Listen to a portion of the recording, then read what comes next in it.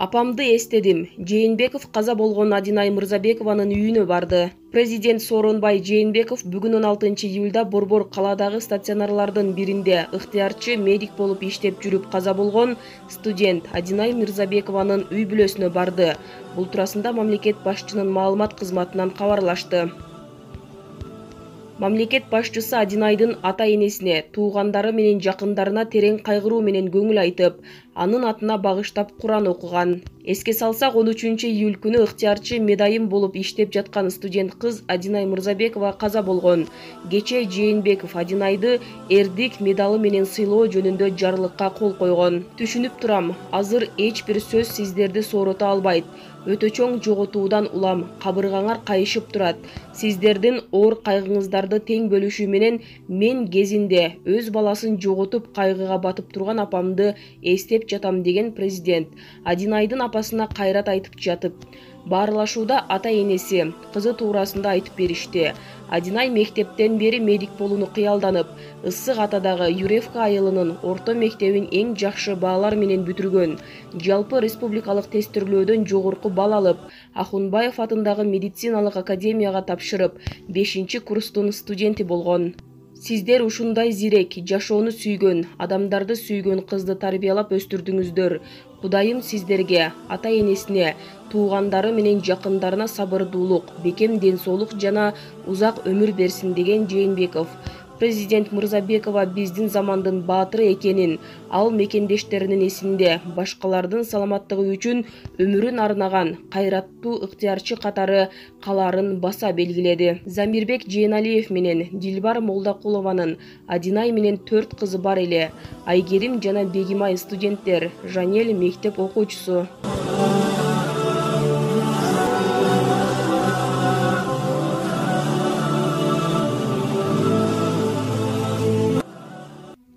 Каза болгон Адинайдын тууганы Элиза бийлик жоопкерчиликтен качып жатат. Адинай ооруган эмес.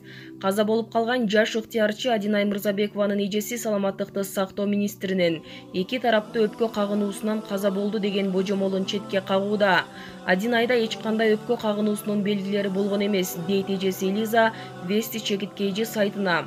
Маек учурунда ал өзүнүн нөөмөтүн өткөрүп бергенден кийин эс алууга кеткен.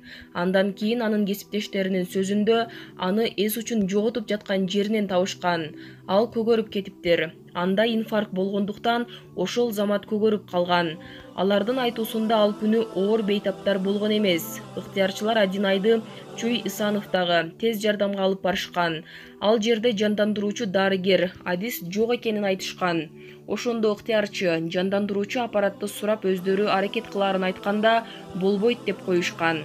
Ыктыярчылар суранып, өздүк паспорттоштуруу, ачкычын, айтоор жанында болгон баалуу буюмдарын беришип, Адинайды сактап калуунун аракетинде болушкан. Качан алар кайтканда аларга чалып, Адинайды сактай албай калышканын, кечиккендерин айтышкан. Ошентип бир тууганым өмүрү менен кош айтышып кете берген. Эжеси сөз учурунда ыктыярчыларды чындыкты айттырбай, кысымга алып жатканын да баса белгилеп кетти. Кечээ күнү өкмөттүн аппаратынан бирөөлөр келишти, деди Элиза. Алардын сөзүн укпай калдым. Бирок алар анда 2 тараптуу өпкө кагынуусу болгон деп тастыкташты. Тууганымда эч кандай оорунун белгилери болгон эмес. Анын ден соолугу таза болчу. Видеону интернетке жүктөгөн кесиптеши анын оорубаганын тастыктап жатат го. Азыр кесиптештери унчукпай калышты. Анткени өкмөт тараптан аларга кысым болуп жатат. Алар жоопкерчиликти алуудан качып жатышат.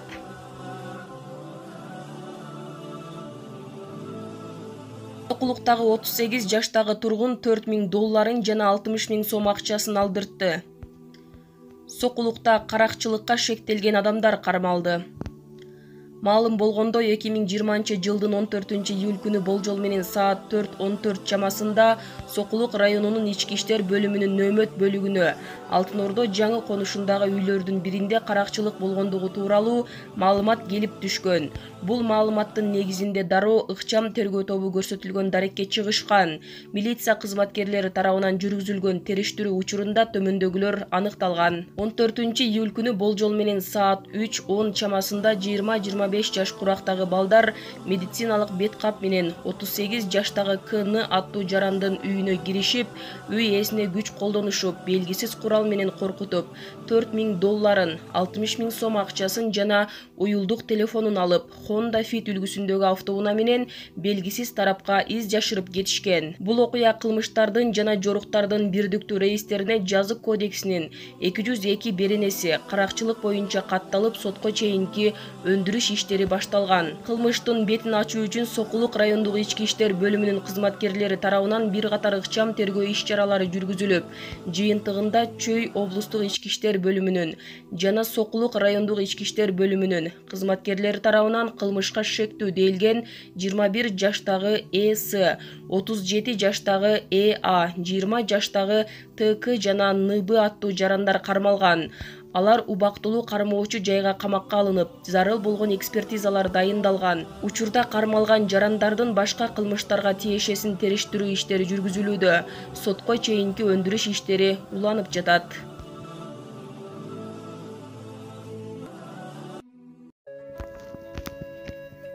Сени чоң киши сүйүп калыптыр. Жантайхан менен Акмөөр деген атка конгон жубайлар.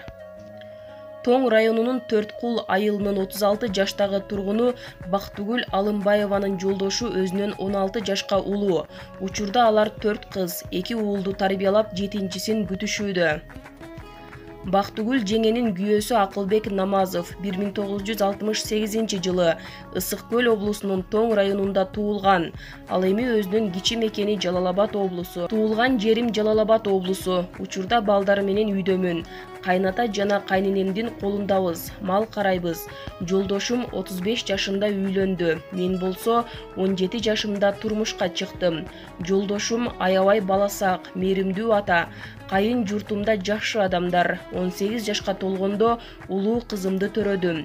Бизди тең туштар Жантайхан менен Акмөөр деп тамашалашып, айтып калышат. Башында уялчумун, азыр жашыбыз билинбейт. Аял киши төрөгөндөн кийин билинбей калат тура. Мен турмушка чыга электе өзүмдүн ата-энем менен шаарда турчумун. Апама жардамдашып, соода сатык менен алектенчүмүн. Бир күнү соода кылып отурсам, жолдошум келип менден соода кылды.